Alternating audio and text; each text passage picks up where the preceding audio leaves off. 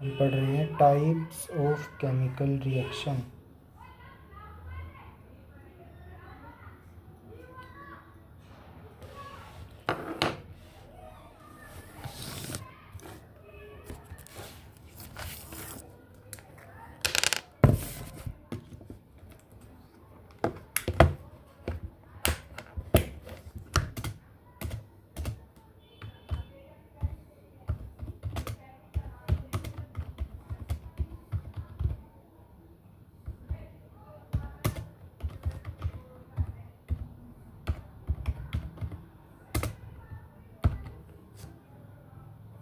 Okay बच्चा, तो हम सीधा पॉइंट पे आते हैं अपने।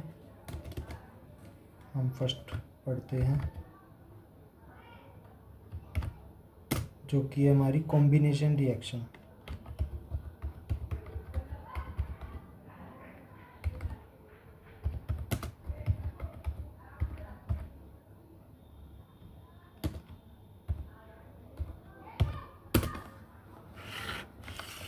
तो बच्चा कॉम्बिनेशन रिएक्शन क्या होती है, मैं लिख देता हूँ यहाँ पे कि when single product is formed. बच्चा मैं यहाँ से उम्मीद करके चल रहा हूँ कि आपको सब क्लियर होगा उसके रिगार्डिंग जो भी है। मेरा मतलब ये है किसके रिगार्डिंग कि हमने जो पढ़ा था रिएक्टेंट प्रोडक्ट के बारे में, है ना। When single product is formed from two or more reactants. अच्छा, आपको नाम से ही क्लियर हो जाना चाहिए, है ना। जब दो या दो से ज़्यादा रिएक्टेंट्स हों और उनसे सिंगल प्रोडक्ट बने। ओके, जैसे मैं आपको एग्जांपल देता हूँ।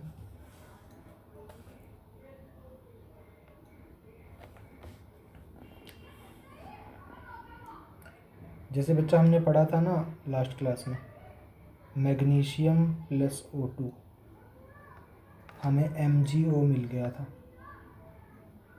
आपको याद होगा, है ना। तो ये बच्चा कॉम्बिनेशन रिएक्शन है क्योंकि इसके अंदर देखो रिएक्टेंट में दो हैं और ये कंबाइन होके एक ही प्रोडक्ट दे रहे हैं MgO, ठीक है। बाकी इसको बैलेंस करने के लिए हम यहाँ भी दो लगा देते हैं और यहाँ भी दो लगा देते हैं, ठीक है। तो ये बच्चा हमारी होती है कॉम्बिनेशन रिएक्शन, ठीक है। अब बच्चा इसके बेस पे ना NCERT की एक हमारे पास वर्कशीट है, सॉरी एक्टिविटी। ओके बच्चा, तो एक्टिविटी 4 से हमें क्या पता चला कि जब हमने कैल्शियम ऑक्साइड में वाटर मिलाया तो हमें क्विक लाइम मिलता है और हीट मिलती है साथ में, ठीक है। तो सॉरी स्लेक्ड लाइम मिलता है।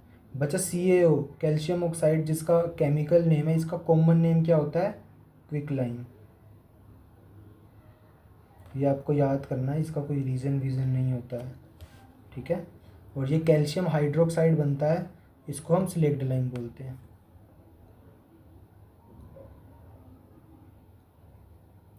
हम अब जितनी भी रिएक्शंस पढ़ेंगे हमें उन सभी रिएक्शंस के यूजेस भी साथ में पढ़ने हैं, ठीक है। और बच्चा हमने पढ़ा था जिस रिएक्शन में हीट निकलती है उस रिएक्शन को हम बोलते हैं एक्सोथर्मिक रिएक्शन। तो यहाँ पे हीट निकल रही है ना, अलग से अपने को दिख रही है, तो उसकी वजह से ये रिएक्शन एक्सोथर्मिक हो जाएगी। हमने अभी पढ़ा ना कि उसमें हीट निकली थी, देखा भी सही, उसकी वजह से रिएक्शन क्या हो जाएगी? एक्सोथर्मिक रिएक्शन, ठीक है। तो बच्चा एक्चुअली में होता क्या है, तुम्हारे पास पता है क्वेश्चन कैसे पूछेगा? वो पूछेगा कि what happen when we mix water with quick lime, ठीक है, या फिर कैल्शियम ऑक्साइड। तो वैसे मैं तुम्हारे लिए लिख देता हूँ अलग से तुम्हारी कन्वीनियंस के लिए, दैट कैल्शियम ऑक्साइड जो होगा जिसको हम क्विक लाइम भी बोलते हैं। ये बच्चा मैं साथ में बार बार लिख रहा हूँ क्योंकि आपको याद होना चाहिए, क्विक लाइम, ठीक है। ये रिएक्ट कर जाता है वाइग्रेसली, रिएक्ट्स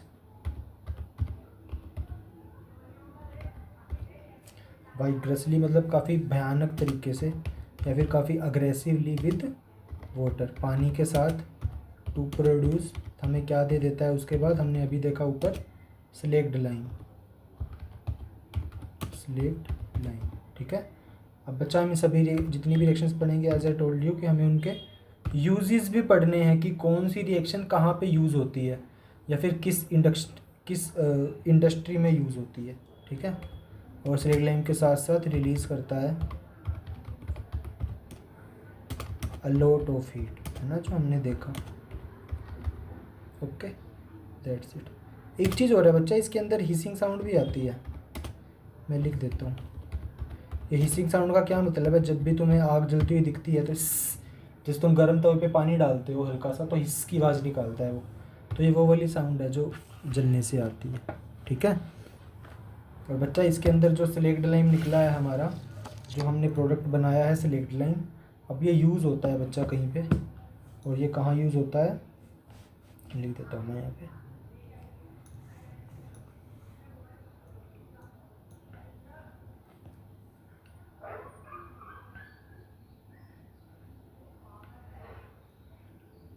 जो हमारा सिलेक्ट लाइम है वो यूज़ होता है, जिसका फॉर्मूला क्या है, CaOH2। ये बच्चा आपको ऐसे टिप्स पे याद होना चाहिए। CaOH2 जो है ये कहाँ पे यूज़ होता है, यूज्ड फॉर वाइट वॉशिंग बोल। जब भी आप अपने घर में वाइट वॉश कराते हो ना, तो उसमें ये वाला चीज़ हम यूज़ करते हैं जब भी हमारे घर में होती है। ओके, ये आपको याद करना है। और बच्चा इसमें एक और रिएक्शन होती है, जब हम वाइट वॉशिंग करा लेते हैं, आपने कभी भी देखा हो वो लगाते तो लिक्विड चीज़ हैं, मतलब वो ऐसे चिकनी मिट्टी जैसी होता है ना, वैसी होती है ना, सॉलिड होती है ना एकदम लिक्विड होती है, थोड़ी सी बीच बीच वाली होती है उनकी, ठीक है। तो उसके बाद वो सिलेक्ट लाइम को जब हम दीवारों पे लगा देते हैं, दीवारों को वाइट वॉश करने के बाद क्या फ़र्क पड़ता है उस पर, देखो। जो बच्चा हमारा सिलेक्ट लाइम होता है ना, जिसका फॉर्मूला होता है CaOH2, ठीक है। अब हमने अपने रूम की दीवारों पे लगा दिया है इसको, तो ये हमारे जो उसी वाले इन्वायरमेंट में जो CO2 प्रेजेंट होती है उसके साथ रिएक्ट कर लेता है, ठीक है। और फिर ये खुद को सॉलिड बना लेता है, जो कि क्या होता है, calcium carbonate CaCO3, okay, plus H2। साथ में ये लिक्विड फॉर्म में रिलीज़ कर देता है, जो जनरली वेपराइज होकर उड़ जाता है, हम उसको कलेक्ट नहीं करते हैं कभी भी। तो ये तो बच्चा कैल्शियम हाइड्रोक्साइड सा सिलेक्ट लाइम जिसको बोलते थे। और अब जो हमें मिला है वो मिला है कैल्शियम कार्बोनेट, ठीक है।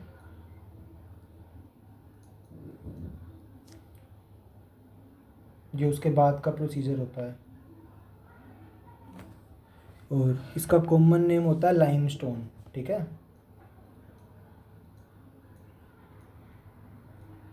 ये याद करना है आपको, मे बी NCERT में ना गिवन हो, बट आपको याद करना है, ठीक है। और बच्चा हमें इवेंचुअली ये पाया गया, मतलब ऐसे समझ लो कि बाय डिफ़ॉल्ट या फिर चांसेस से, कुछ भी कह लो आप, ठीक है। हमें क्या पता चला दैट कि जो मार्बल होता है ना, मार्बल पत्थर होता है, उसका भी फॉर्मूला CaCO3 होता है, ठीक है। तो यहाँ पर लिख देता हूँ मैं,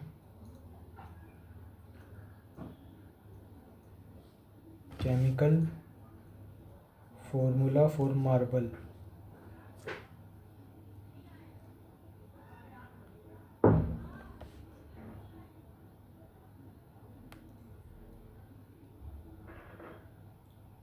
CaCO3। तो बच्चा केमिकल टर्म्स में कैल्शियम कार्बोनेट को ही वो बोला जाता है मार्बल, ठीक है। जो हम पत्थर पत्थर करते हैं, सफ़ेद पत्थर देखा होगा ना, तो उसमें होता है, ठीक है। वेरी गुड, ठीक है। ओके बच्चा, अब जो हमने बनाया है कैल्शियम कार्बोनेट या फिर लाइमस्टोन, ये कहीं पे यूज़ होता है, ठीक है। जनरली ये कहाँ पाया जाता है, हमें मतलब कहाँ मिलता है ये हमें मिलता है, मैं ऐसे यूजेस लिख देता हूँ CaCO3 के। ये जनरली बच्चा हम चौक में यूज़ करते हैं, जो हम चौक बनाते हैं ना अपने घर में, सॉरी घर में नहीं बनाते, जो क्लासेस में यूज़ होता था पहले, आज तो डिजिटल बोर्ड आ गए हैं, तो चौक जो यूज़ करते थे वो उसी से बनता था। और बच्चा ये एग जो होता है ना, अंडा, उसकी शेल में भी मिलता है।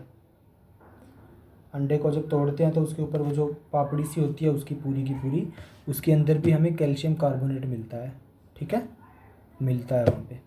ओके बच्चा, इसका हमने फर्स्ट केस तो पढ़ा क्या, सिलेक्ट लाइम के बारे में, ठीक है। बच्चा ये तो एग्जांपल हो गया आपके लिए किस चीज़ का, एग्जांपल हो गया ये कॉम्बिनेशन रिएक्शन का पहला, ठीक है। ऐसे हम इसको 3-4 फेज़ में पढ़ेंगे। जैसे इसमें दूसरे वे से पढ़ते हैं हम इसको, मतलब वे नहीं है, एक और एग्जांपल है इसका जिसके हिसाब से हम पढ़ेंगे, वो है बर्निंग ऑफ कोल। जब हम कोयले को बर्न करते हैं तो वो भी एक कम्बिनेशन रिएक्शन बनाता है। कैसे, अभी दिखाते हैं आपको। अच्छा, बर्निंग ऑफ कोल में क्या होता है, जनरली कार्बन और ऑक्सीजन मिल जाते हैं और हमें क्या दे देते हैं, कार्बन डाइऑक्साइड।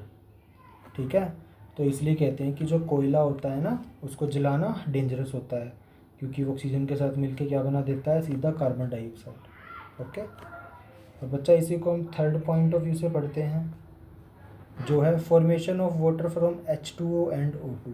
ठीक है, उसमें हमारी हेल्प करता है। ध्यान से देखो बच्चा, ये भी कॉम्बिनेशन रिएक्शन है ना। बस यही तुम्हें रिलेट करना है कि ये कॉम्बिनेशन रिएक्शन कैसे है और इसका यूज़ क्या है या कहाँ पे है। नेक्स्ट है बसा इसी तरीके से, फॉर्मेशन ऑफ वाटर, पानी का बनना फ्रॉम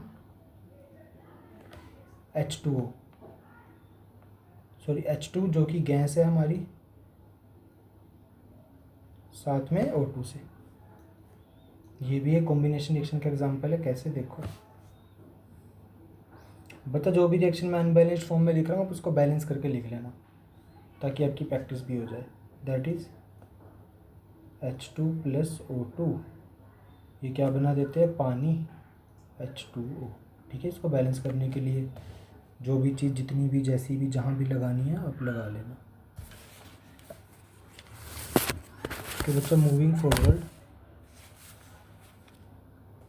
जैसे एक तो ये पढ़ा था हमने, कौन सा, एक सेकंड बच्चा, एक तो हमने एक्सोथर्मिक पढ़ा था ना अभी, तो मैं आपको एक और एग्जांपल देता हूँ एक्सोथर्मिक रिएक्शन का। ठीक है, ऐसे इसको ऐसे लिख देते हैं, more example of exothermic reaction.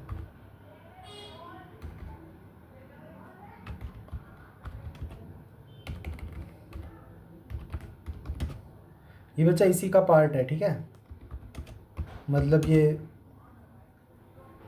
हम ऐसे तो नहीं कह सकते कि ये उसी के अंदर है, कॉम्बिनेशन रिएक्शन के अंदर, पर ये एग्जांपल है बच्चा एक्सोथर्मिक रिएक्शन का,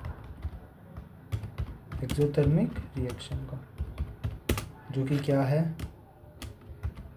ये एग्जांपल है बर्निंग ऑफ नेचुरल गैस। ठीक है,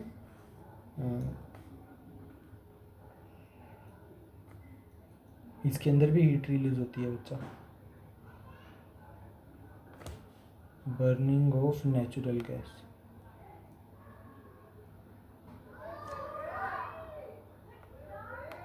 ठीक है, जब भी हम नेचुरल गैस को बर्न करते हैं, जो कि CH4 होता है, मीथेन। ठीक है बच्चा, CH4 होता है मीथेन, इसी को नेचुरल गैस बोलते हैं। ठीक है, इसको मीथेन लिख देता हूँ मैं। इसको जब हम बर्न करते हैं मतलब ऑक्सीजन के साथ, तो हमें क्या मिलता है, CO2 + 2H2O। सॉरी, इसको बैलेंस करके लिख देते हैं अब। ठीक है, ठीक है, तो ये हो गया बच्चा। तो बच्चा अब मुझे एक बात बताओ, जो एक्सोथर्मिक रिएक्शन होती है, आपको पता है इसके अंदर हीट रिलीज होती है, तो अगर आपको लगता है ऐसा है तो हैंड रेज कर देना। ठीक है, तो क्वेश्चन ये है, do respiration is an exothermic reaction. जो हम रेस्पायर करते हैं, रेस्पिरेशन करना, वो एक्सोथर्मिक प्रोसेस होती है।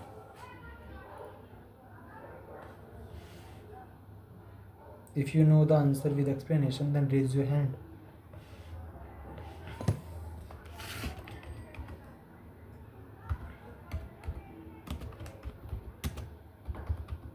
ओके, किसी को भी नहीं पता।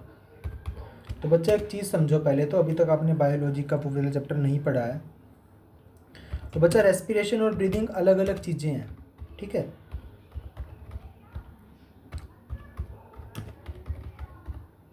ब्रीदिंग तो होता है कि सांस को अंदर लेना और सांस को बाहर निकालना। ठीक है, ऐसे ये करना, ये तो होता है ब्रीदिंग बच्चा। पर जब हम रेस्पिरेशन बोलते हैं ना, तो हमारा मतलब ये है कहने का कि जब हम सांस अंदर ली हमने, एक वो छोटा सा ऑक्सीजन का पार्टिकल जो हमारे अंदर गया है, और हमारे शरीर के अंदर पहले से ही खाना होता है जो हम खाए जो हमने खा लिया होता है और हमारे पेट में होता है, ठीक है। तो जो ऑक्सीजन हम लेते हैं तो वो अंदर जाके ऑक्सीजन के साथ रिएक्शन होता है उस खाने के छोटे से पार्टिकल का और ऑक्सीजन का, ठीक है। फिर वो उसको ग्लूकोज में तोड़ देता है, फिर ग्लूकोज में तोड़ के फिर उसमें से हमें एनर्जी मिलती है, ठीक है। अब बच्चा हमें एनर्जी तो मिल रही है ना, है ना। और एक्सोथर्मिक रिएक्शन क्या होती है, जिसके अंदर एनर्जी रिलीज हो, है ना।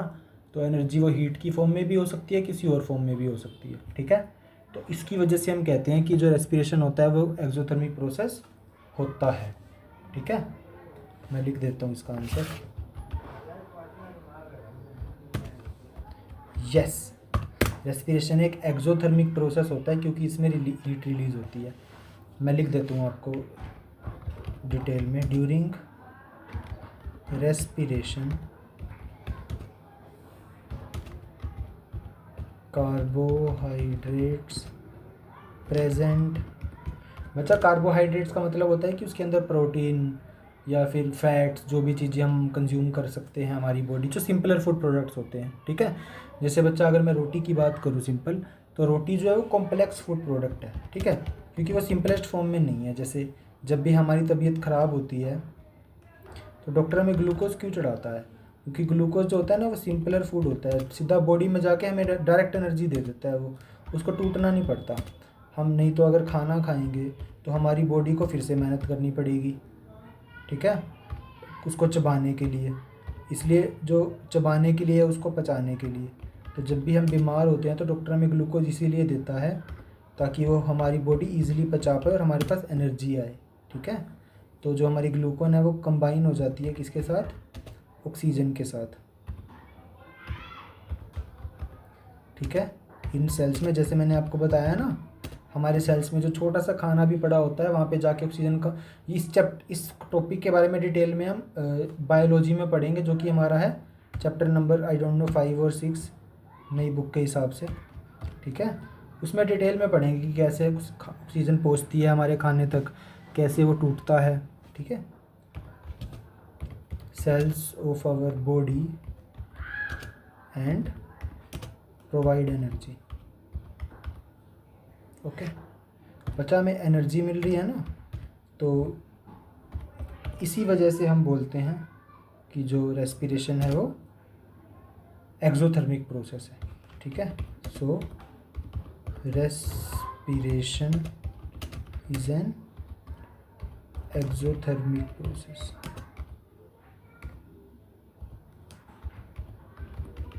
ओके बच्चा ये क्वेश्चन बोर्ड में आया हुआ है, ऐसा वैसा नहीं है ये, ठीक है।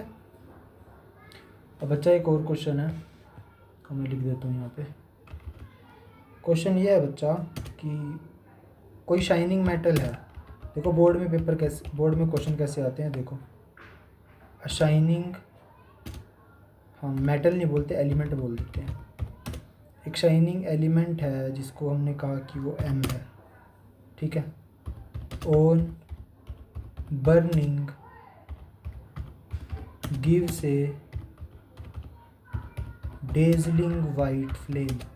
अब अगर आपको रिएक्शन याद है सबसे पहले वाली जो हमने आपको दिखाई थी, तो आप समझ पाओगे क्या होगा इसमें।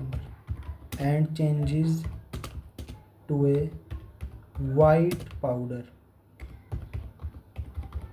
ओके। आपको समझ आ रहा होगा हम कहाँ जा रहे हैं, जिसका नाम है एन, ठीक है। हमने क्वेश्चन में क्या कहा, एक शाइनिंग एलिमेंट है एम, जिसको हम बर्न करते हैं तो वो डेजलिंग वाइट फ्लेम देता है और फिर वो एक वाइट पाउडर में चेंज होता है जिसका नाम है एन। तो हमें आइडेंटिफाई करने हैं एम एंड एन, ओके। तो बच्चा देखो ऐसे ऐसे क्वेश्चन आते हैं पेपर में, है ना, एक्टिविटी बेस्ड कह लो, जो आपको कहना है कह रहा हूँ। तो अगर आपको याद होगा जो हमने पढ़ा था उसके हिसाब से उस रिएक्शन में क्या हो रहा था, मेरे को उम्मीद है आपको याद होगा। तो हमने मैग्नीशियम को बर्न किया था ऑक्सीजन के साथ, जो मैग्नीशियम रिबन लिया था जिसने डेजलिंग वाइट लाइट प्रोड्यूस करी थी, ठीक है। तो एम था जिसको बर्न किया था, तो एम तो क्या हो गया हमारा, मैग्नीशियम, ठीक है, ठीक है भाई। अब पूछ रहे एन क्या होगा, जो पाउडर बना था, तो पाउडर बना था MgO, बस ये आंसर हो गया, ठीक है। या फिर तुम मैग्नीशियम ऑक्साइड भी लिख सकते हो, उससे फ़र्क नहीं पड़ता।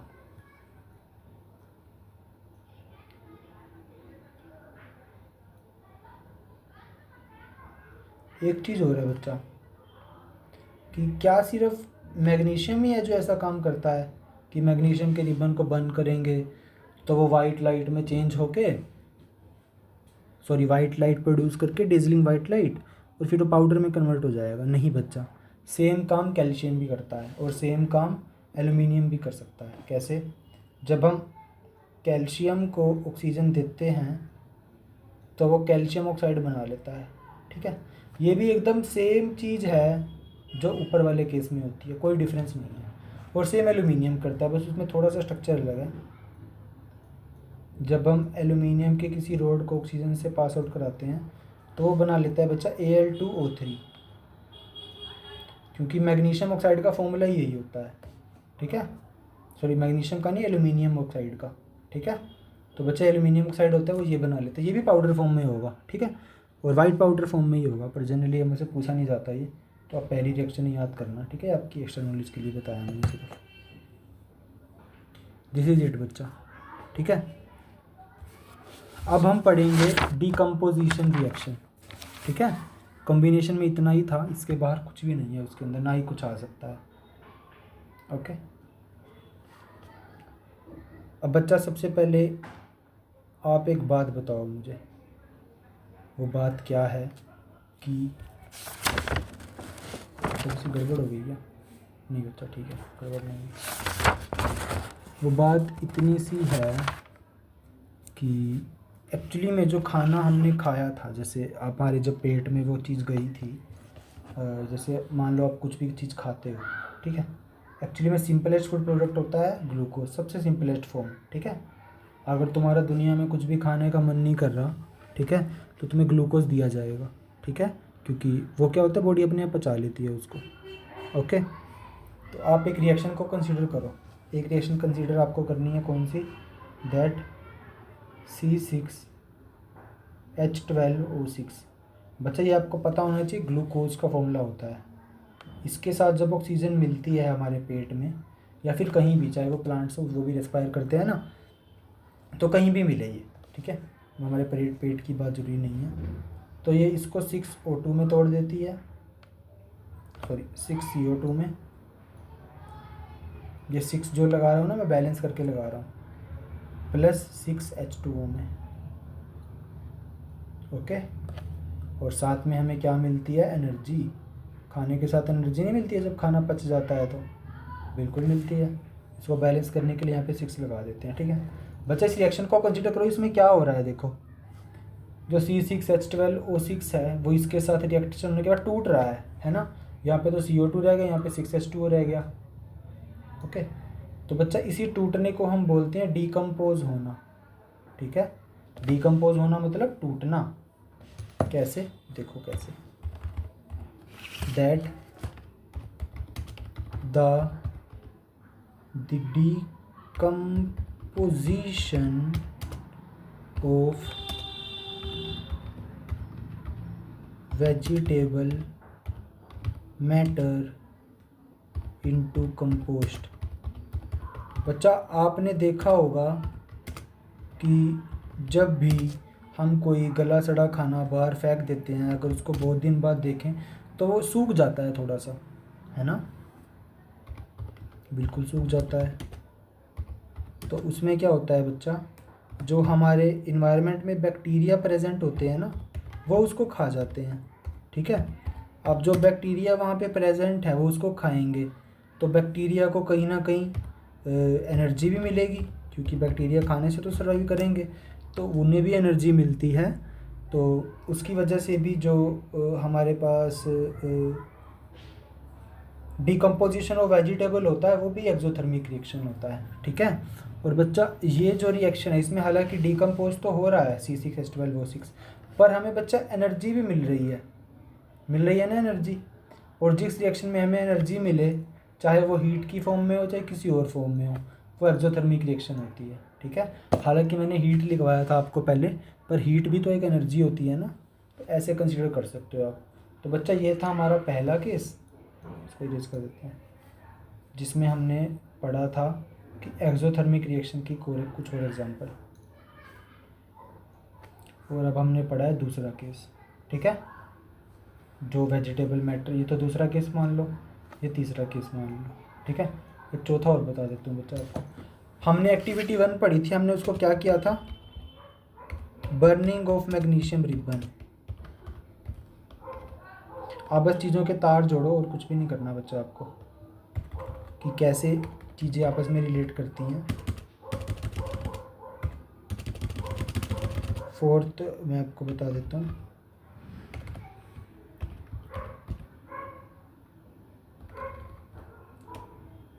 That is burning of magnesium ribbon. Okay, तो बता जब हमने इसको बर्न किया था, आपको याद होगा, तो हमें हीट भी तो मिली थी। तो जिसमें हीट मिलती है वो भी क्या होती है, exothermic reaction is also exothermic, ठीक है, आपको याद करना है ये। तो बच्चा अब हम मूव ऑन करते हैं डिकम्पोजिशन रिएक्शन पर, ठीक है। Coming to the next topic, that is, हमने पहली टाइप ऑफ रिएक्शन पढ़ी थी which was combination reaction. Okay, coming to the second one,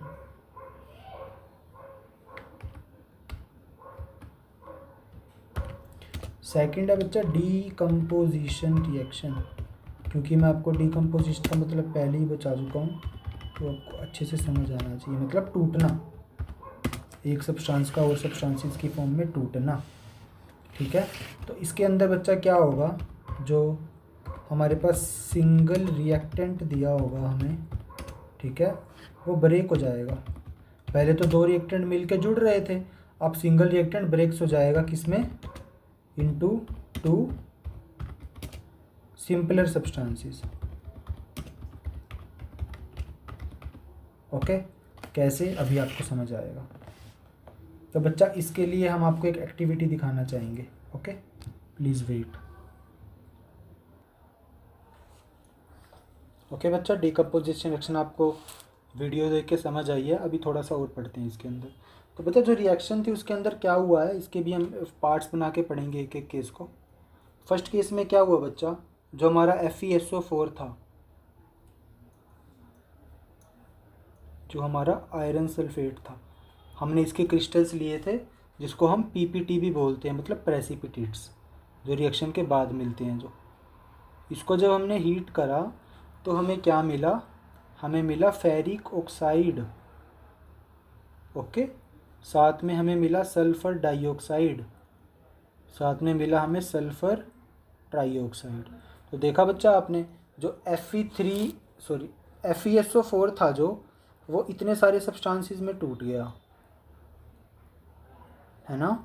तो एक सब्सटेंस का मल्टीपल सब्सटेंसेस में टूटना, दो या दो से ज़्यादा भी हो सकते हैं, तो उसको बोलते हैं हम डिकम्पोजिशन रिएक्शन, ठीक है। मैं इसका नाम लिख देता हूँ नीचे। ये होता है बच्चा फेरस सल्फेट। ये सब आपको याद होना चाहिए, हालांकि मैंने आपको दिया है PDF, फिर भी।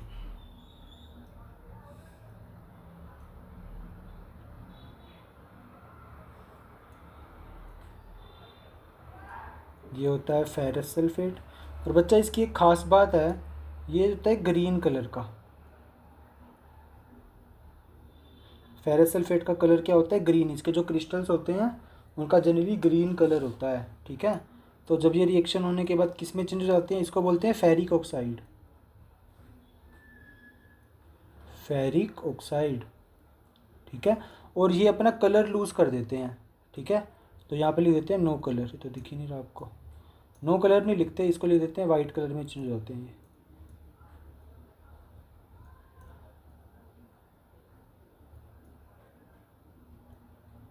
ओके, आपको याद करना है ये, ठीक है।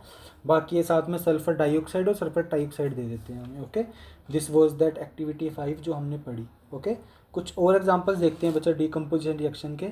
जैसे हम नेक्स्ट एग्जांपल देखते हैं, वो है डिकम्पोजिशन ऑफ कैल्शियम कार्ब। अभी हमने पढ़ा था ना कैल्शियम कार्बोनेट, जो हमने सिलेक्ट लाइम के अंदर CO2 मिला के बनाया था, है ना।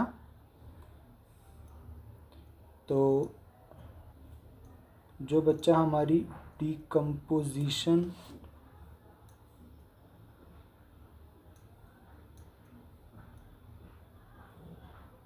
Of CaCO3 to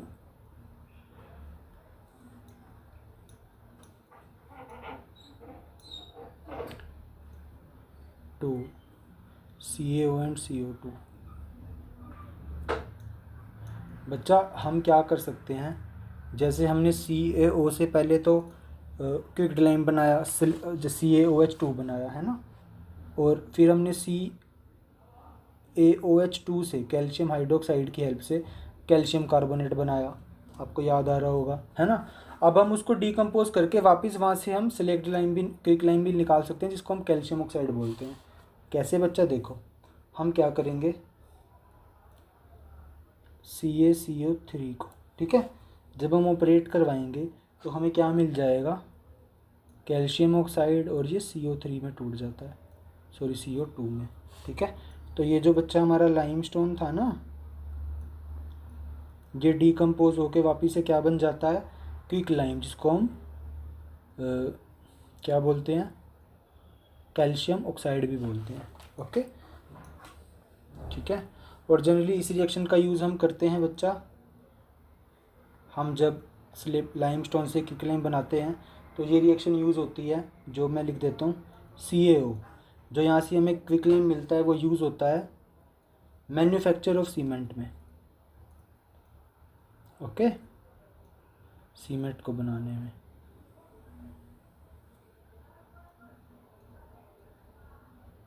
calcium carbonate को, जिसको लाइमस्टोन बोलते हैं, जब उसको डिकम्पोज करा जाता है तो वो कैल्शियम ऑक्साइड और कार्बन डाइऑक्साइड में टूट जाता है। जो यहाँ से हमें कैल्शियम ऑक्साइड मिलती है, उसका यूज़ हम कहाँ करते हैं, सीमेंट को बनाने में, सीमेंट की मैन्युफैक्चरिंग में, ठीक है। अब बच्चा हमने एक डिकम्पोजिशन रिएक्शन पढ़ी है जिसमें हम हीट भी यूज़ कर रहे थे, आपको याद होगा, है ना, जिसमें हमने हीट दिया था। तो वो थोड़ी सी अलग है बच्चा। क्यों है वो अलग, उसकी डेफिनेशन में लिख देता हूँ एक बार। एक ऐसी डिकम्पोजिशन जिसको हम हीट की हेल्प से करें, है ना, एक ऐसी डिकम्पोजिशन जिसको हमने हीट की हेल्प से करा, मतलब जो डिकम्पोजिशन है हमारी वो हीट की हेल्प से हो रही है, हीट करा और टूट गई। When decomposition reaction is carried out by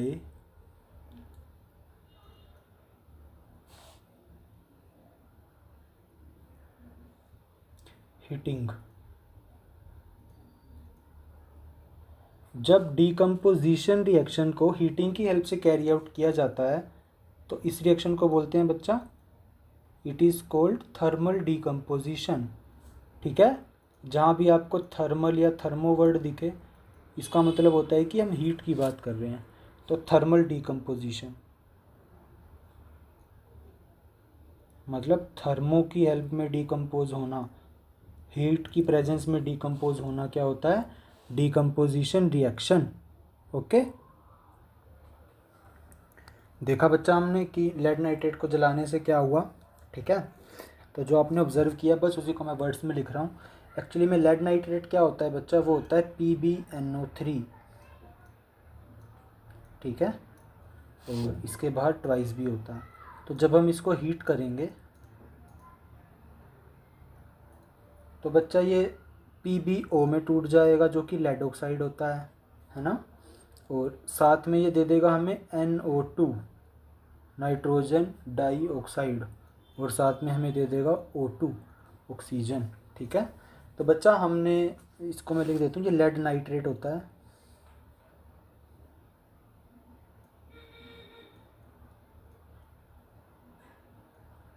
इसको हीट किया तो ये टूट गया लेड ऑक्साइड में। बच्चा रिएक्शन को बैलेंस खुद करना, ओके, मैं खुद जान के नहीं लिख रहा हूँ इसको, ताकि आप कर पाओ। ओके, जितनी भी रिएक्शन मैं लिख रहा हूँ अगर वो बैलेंस्ड है तो ठीक है, नहीं तो आपको करनी है वो।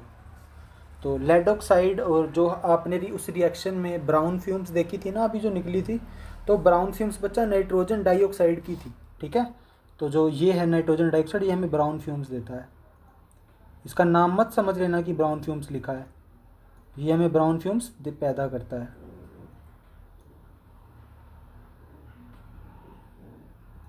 ओके, जो ब्राउन फ्यूम्स हमें रिएक्शन से दिखी थी वो इसकी थी।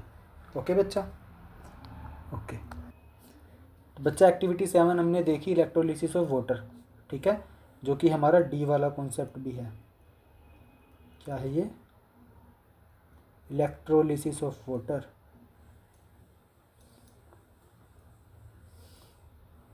ये टर्म जो है ना बच्चा जनरली वाटर के लिए यूज़ करते हैं, हायर क्लासेस में वेरी कर सकती है वो।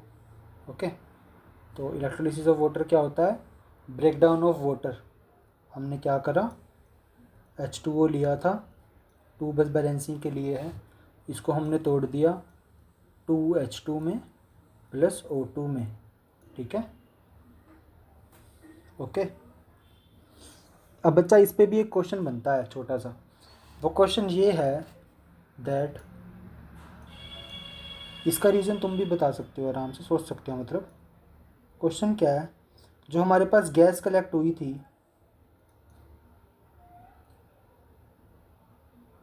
Amount of gas collected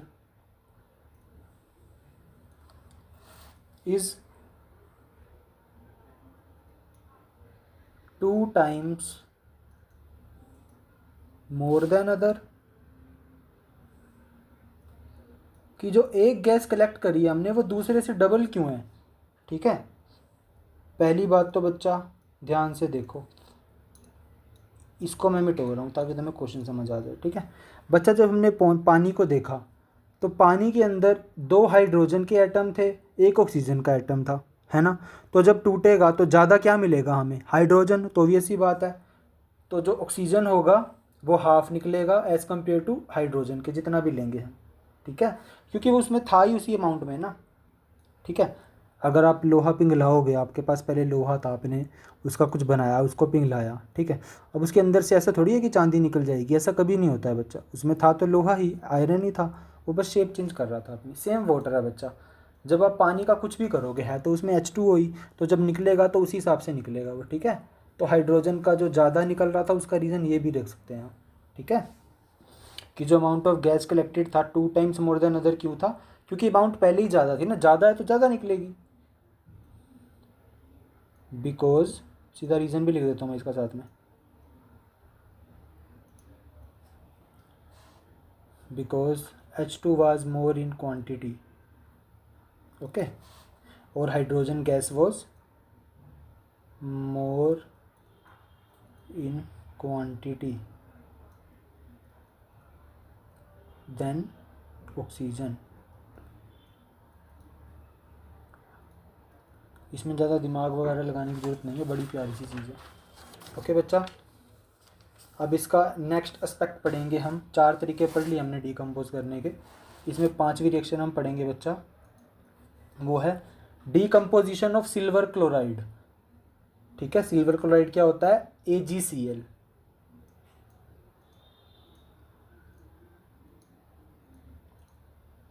decomposition of silver chloride,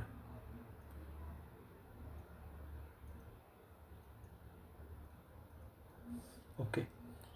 तो बच्चा इसके अंदर क्या होगा, जो AgCl होगा हमारा,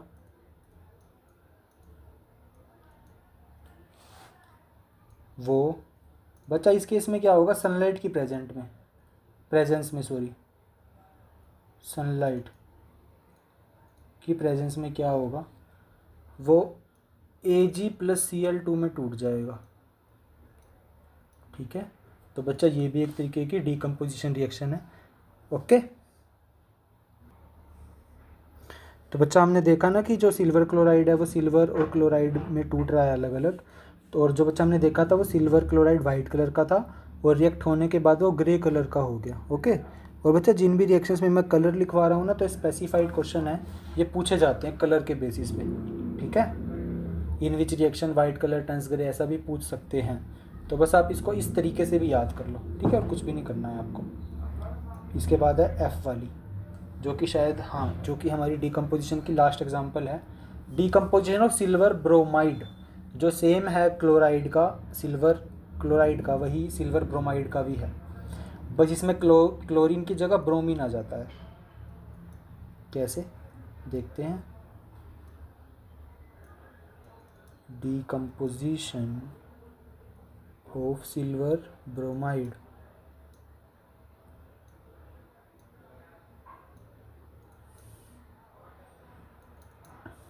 ठीक है। तो बच्चा सिल्वर ब्रोमाइड होता है AgBr।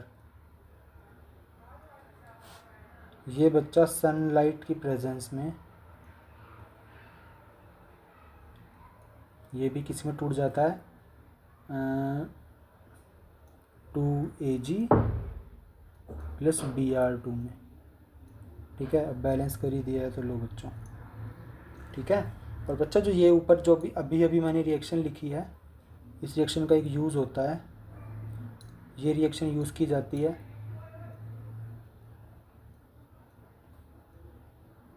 Used in black and white photography, okay. जो ब्लैक एंड वाइट फोटोग्राफी होती है ना, या फिर होती थी, उस टाइम पे इनकी बहुत महत्वता थी। अगर आज भी कहीं पे ब्लैक एंड वाइट यूज़ होता है, अगर आपने देखे हो कैमरे, तो उसमें ये चीज़ बड़ी ज़रूरी होती है, ओके।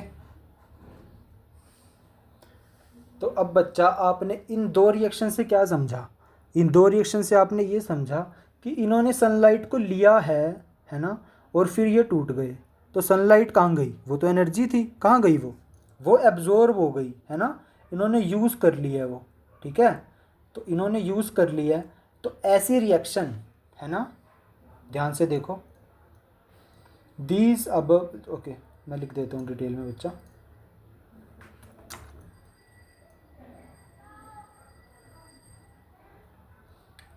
above reactions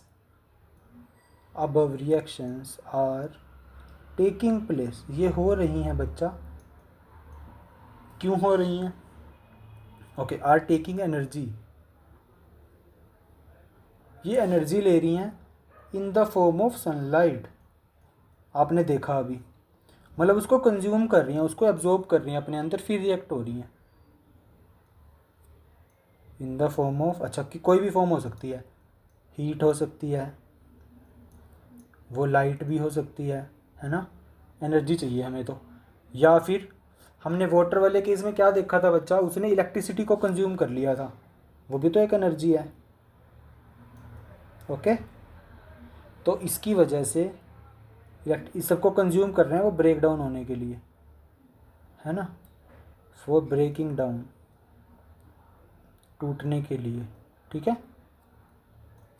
तो इन सब रिएक्शन को इसलिए क्या बोलते हैं, these are endothermic reaction, endothermic reactions, that's it.